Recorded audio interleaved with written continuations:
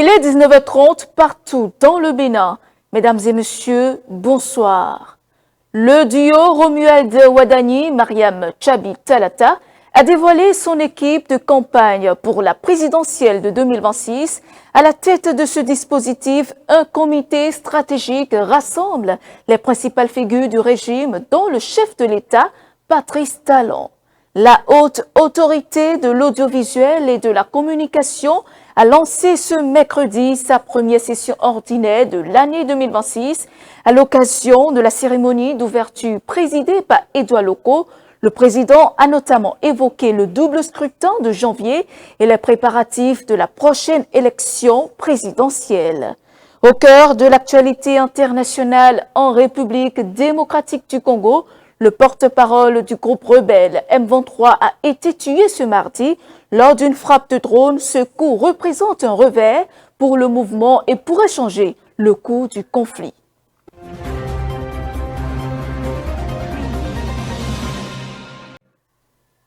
La présidentielle d'avril 2026 s'annonce déjà mouvementée au Bénin. Le duo Romuald Wadani, Mariam Tchabi Talata a dévoilé son équipe de campagne structurée en 6 entités. Au sommet du dispositif, un comité stratégique regroupe les principales figures du régime, dont le président de la République, Patrice Talon, le président de l'Assemblée nationale, Joseph Djogbenou, et Abdoulaye Biotchane, président du bloc républicain suivant.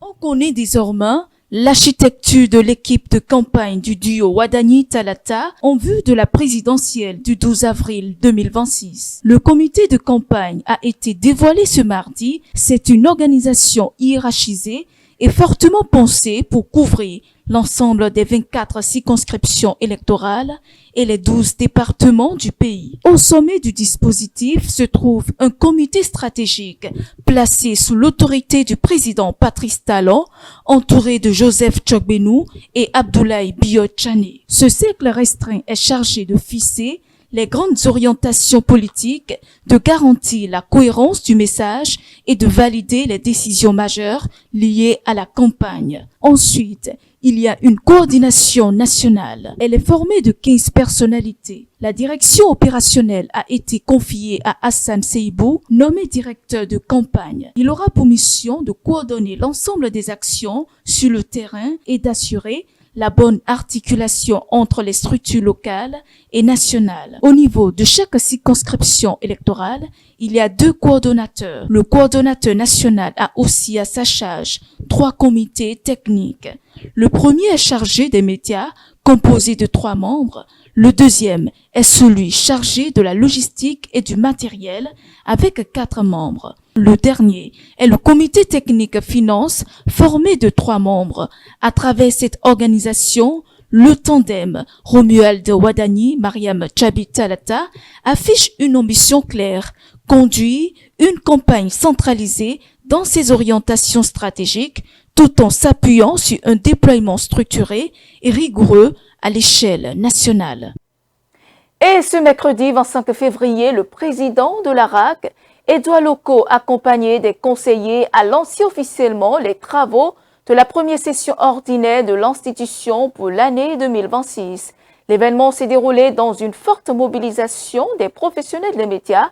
Dans son allocution, Edouard Loko a salué le professionnalisme des acteurs des médias avant, pendant et après les élections législatives et communales de 2026. Il a également évoqué les préparatifs pour la prochaine présidentielle, suivant un extrait de sa déclaration. Est-ce qu'il faut déjà faire le point des élections passées, des élections législatives? Vous savez, nous à la HAC, cette mandature, nous n'avons aucunement la posture de l'enseignant qui félicite les élèves. Non, absolument pas. Nous nous considérons comme des arbitres et nous pouvons constater que les joueurs que vous avez été, vous avez bien joué, vous avez respecté les règles du jeu. Vraiment. Nous avons eu le bonheur à la HAC, cette fois-ci, d'exiger des thématiques par rapport auxquelles les partis politiques ont été obligés de se prononcer. C'est bien la première fois. Ce ne fut pas un exercice facile pour eux. Vous savez que certains des partis politiques qui ils avaient l'obligation de prendre au sérieux, ont été obligés de reprendre leurs prestations. Parce qu'ils étaient habitués à venir dire « je suis le plus beau, votez pour moi ». Cette fois-ci, nous avons dit « prononcez-vous sur des sujets qui intéressent les Béninois ». Ici sont pliés. Nous avons reçu les échos. Et le mérite vous revient à tous les médias. Nous avons eu l'idée, c'est vous qui avez mis ça en musique. Je ne voudrais pas pour le moment déjà féliciter l'administration de la HAC. Ils ont du métier déjà, parce que ça fait 31 ans qu'ils organisent des élections. Mais toujours est-il qu'ensemble, comme le commissaire de Tampi, j'étais tenté de dire, les gars, ça on fait du bon boulot. Mais ce n'est pas fini, nous sommes à la mi-temps au fond. Il y a ces présidentielles qui s'annoncent. Et la HAC, nous allons encore, comme d'habitude, je vais dire habitude, parce que c'est une deuxième fois, on peut dire que c'est déjà une habitude, essayer d'imposer des thématiques. En matière de présidentielle, la HAC propose, les candidats disposent. Aucune loi ne leur fait obligation de faire un débat, hélas. Mais nous allons travailler comme sur un débat, et tout au moins, nous allons quand même exiger des débats sur des thèmes, même si ce n'est pas les candidats eux-mêmes. Parce que nous sommes dans une dynamique où nous prenons les auditeurs, nous prenons le peuple au sérieux, les électeurs au sérieux, et les partis politiques et les candidats actuellement, eux aussi, sont dans cette dynamique. Donc, nous espérons qu'il y aura débat entre les deux têtes, sinon, à défaut, ils vont envoyer des cadres pour faire des débats. Mesdames et messieurs, vous avez dû constater que nous n'avons pas pris de décision de pré-campagne cette fois-ci. On ne veut même pas constater. Sinon, nous allons prendre des décisions de pré-campagne. La HAC a jugé que ce n'est pas nécessaire. Parce que, aussi paradoxal que cela puisse paraître, cette mandature travaille à ce qu'avec le temps, les médias n'aient plus besoin d'une HAC, d'une régulation pour gérer une campagne électorale. Parce que l'exigence d'équité, c'est déontologique. Et puis, l'exigence d'égalité dans le service public, à un moment T, c'est le bon sens. Nous travaillons désormais à ce que tout cela se normalise et que les médias soient libres parce qu'ils savent ce qu'ils ont à faire. Parce que dans les pays qui se respectent, on n'a pas besoin d'une HAC pour organiser une campagne électorale dans les médias. Non. Nous avons beaucoup de choses à faire, croyez-moi. Nous n'avons pas pris de décision de pré-campagne. Parce que nous savons que les médias sont de plus en plus mûrs et savent ce qu'il faut faire, ce qu'il ne faut pas faire. Nous allons prendre des décisions pour la campagne, ça, cela va sans dire. Mais pour le moment, nous continuons de faire confiance à votre bon sens et à votre professionnalisme. Lors de cette session, le président de la HAC est également revenu sur la suspension de l'émission Témoignage de Radio Maranatha. Suivons ses explications. Je suis tombé des nues quand j'apprends que une radio religieuse, il paraît que c'est une très vieille émission. Je tombe des nues. Vous savez que ce n'est pas la première fois. Où très souvent des gens viennent dire des âneries monstres pour dire qu'ils ont rencontré Dieu. Voilà ce qu'ils ont fait avant de rencontrer Dieu, qu'ils ont bu du sang, qu'ils ont coupé des têtes. Et ça passe depuis des années et nous sommes là, c'est une pierre que je jette dans notre jardin à la HAC. Moi, le premier passé, j'ai été déjà à la HAC il y a 10 ans. Il paraît que c'est une émission qui a 10 ans. Et nous n'avons pas su. Donc, il faut que la HAC se concentre, c'est-à-dire sur le côté. Parce qu'il y a, pour Radio Maranatha, c'est censé une radio religieuse. J'imagine, dans l'intérieur du pays réel, le nombre de radios que nous avons, où il se passe peut-être des émissions plus graves, que nous ne suivons pas, pourtant nous avons quantité de correspondants, quantité d'analystes. Il va nous falloir recentrer sur notre cœur de métier, qui est la régulation de tous les jours.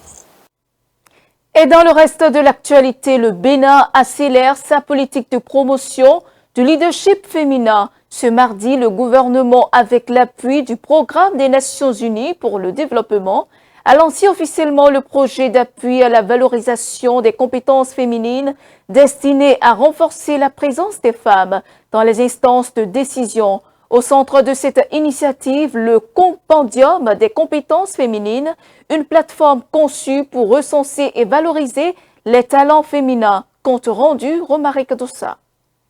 Révéler et promouvoir les compétences féminines existantes dans tous les secteurs et sur l'ensemble du territoire national et à la diaspora, c'est le but visé par la plateforme Compendium des compétences féminines du Bénin. Opérationnelle depuis 2018, cette initiative du ministère des Affaires sociales et de la microfinance sera une fois encore mise en lumière à travers le projet d'appui à la valorisation des compétences féminines du Bénin pour l'amélioration de la représentativité des femmes dans les instances de prise de décision. Un programme de 2 ans officiellement présenté ce mardi 24 février 2026 à Cotonou. Il y a beaucoup de femmes qui ne connaissent pas l'existence de cette plateforme, donc il faut sensibiliser, il faut aller vers. Il y en a aussi qui ont des difficultés à accéder à la plateforme, donc il faut les aider, les accompagner à s'inscrire. Donc c'est beaucoup d'actions de communication et de plaidoyer. Parce que la plateforme, c'est pas seulement pour les femmes, mais aussi pour les recruteurs, les employeurs, ceux ou celles qui doivent consommer ces compétences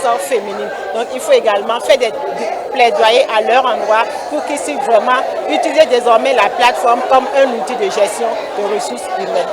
Les résultats attendus, c'est que la plateforme est renforcée, vulgarisée, facile d'accès et nous escomptons que d'ici, le projet va durer 2 ans, donc d'ici la fin du projet, qu'on puisse avoir au moins 20 000 inscriptions sur la plateforme.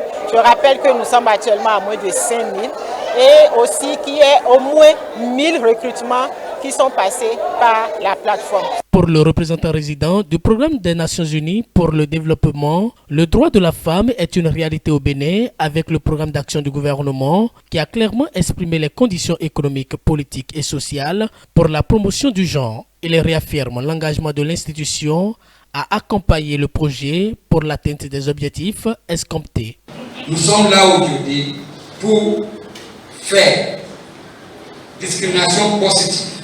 L'opinion restera un partenaire engagé aux côtés du gouvernement et de l'ensemble des acteurs impliqués dans cette transformation, car l'égalité de genre est un accélérateur pour la transformation structurelle du pays.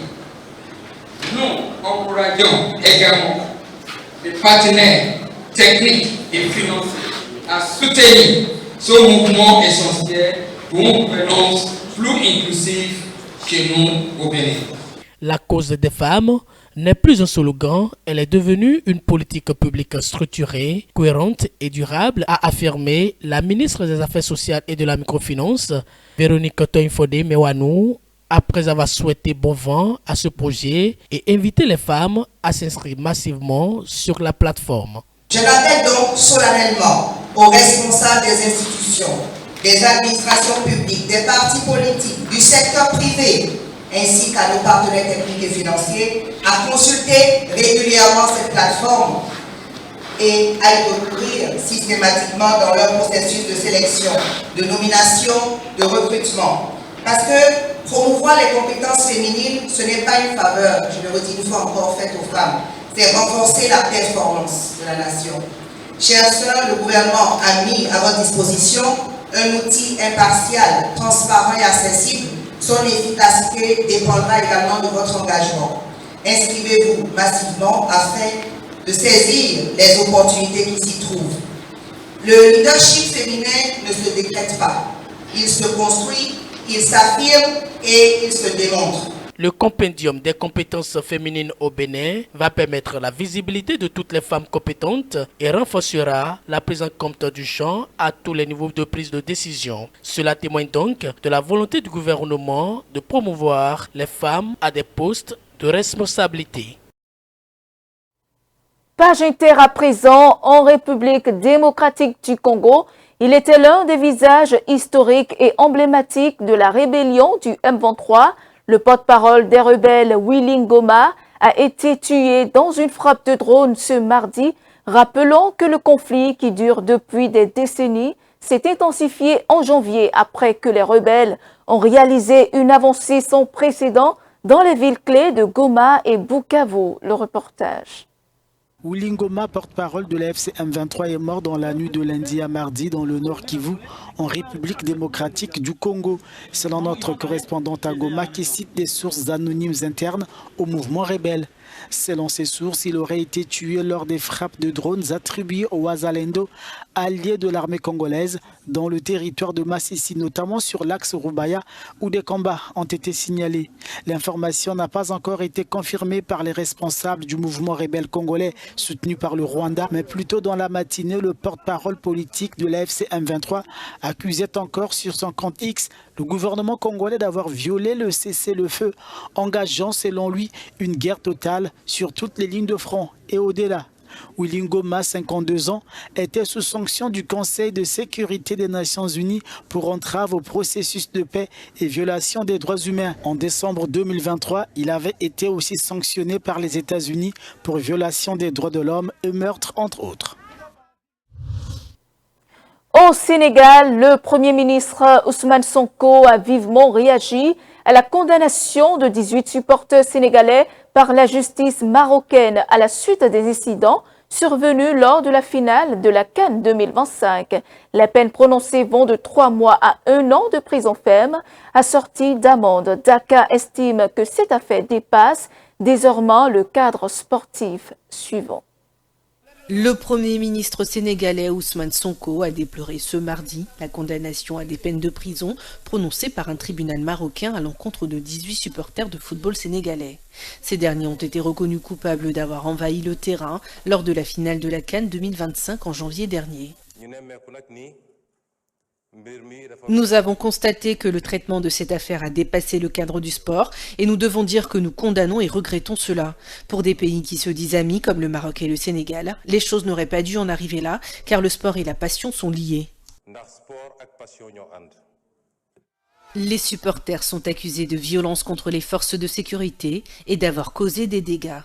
Les peines sont comprises entre 3 mois et 1 an de prison.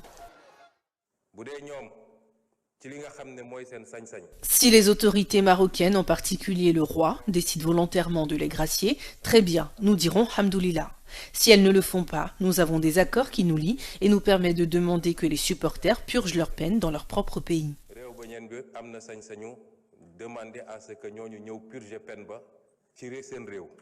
Pour rappel, le Sénégal a remporté la finale de la CAN 2025 avec un score d'1-0 face au Maroc, le pays hôte.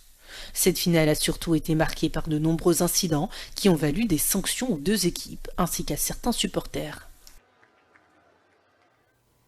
Le président des États-Unis, Donald Trump, est rentré dans l'histoire en délivrant le plus long discours sur l'état de l'Union pendant 1h47.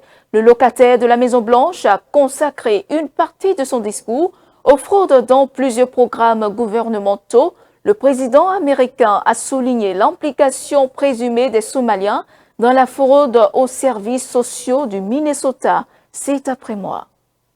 Donald Trump entre dans l'histoire. Il a prononcé mardi un discours de 108 minutes devant le Congrès américain, fait inédit. Le locataire de la Maison-Blanche a consacré une partie de son discours fleuve aux fraudes dans plusieurs programmes gouvernementaux. Il a notamment souligné l'implication présumée des Somaliens dans la fraude aux services sociaux du Minnesota. Quand il s'agit de la corruption qui pille, en réalité qui a pillé l'Amérique, il n'y a d'exemple plus frappant que celui du Minnesota où des membres de la communauté somalienne ont pillé environ 19 milliards de dollars aux contribuables américains. Nous avons toutes les informations et en réalité le chiffre est bien plus élevé que cela.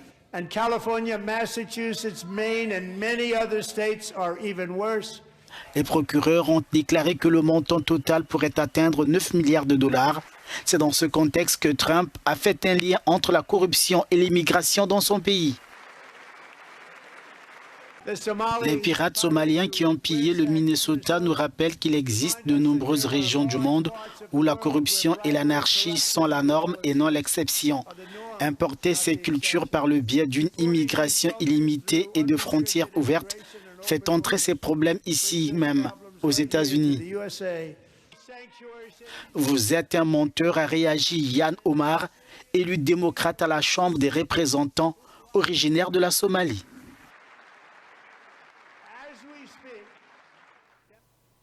Et c'est ainsi que s'achève cette édition. Merci pour votre fidélité. Suivez-nous en continu sur speedlinetv.bg/live et sur nos différents canaux digitaux Facebook, YouTube et TikTok.